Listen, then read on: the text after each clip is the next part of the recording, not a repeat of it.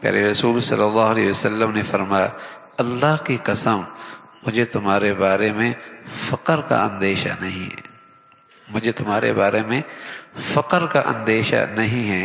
مجھے تو ڈر یہ ہے کہ تمہارے پاس دنیا کے دروازے کھل جائیں، دنیا کی وسعت ہو جائے، جیسے پہلے لوگوں پر دنیا کی خوب وسعت ہوئی، پھر وہ اس میں ایک دوسرے سے سبقت کرنے لگے، تم بھی انہی کی طرح ایک دوسرے سے دنیا میں آگے بڑھنے لگ جاؤ، پھر یہ دنیا تمہیں ہلاک کر دے جیسے پہلے لوگوں کو دنیا نے ہلاک کیا۔ مسئلہ فقر کا نہیں ہے، مسئلہ کم آمدنی کا نہیں ہے، مسئلہ میرا امت مسلمہ کا معاش کی خرابی کا نہیں ہے، مسئلہ دنیا پرستی کا ہے۔ جہاں دنیا پرستی آتی ہے،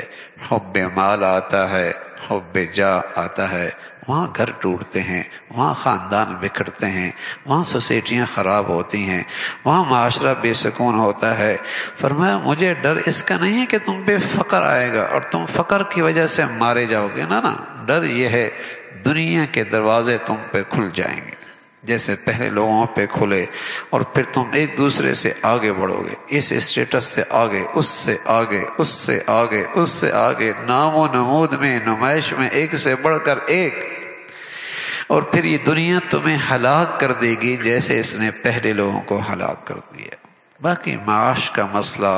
اللہ نے اس امت کے لیے، انسانیت کے لیے آسان فرما رکھا ہے۔ اللہ پہ بھروسہ رکھو، اپنی زندگی اعتدال کے ساتھ، قناعت کے ساتھ گزارو، اور پھر معاش کے راستے پہ نکلو اللہ پہ بھروسہ کر کے، اور اعتدال کے ساتھ پھر محنت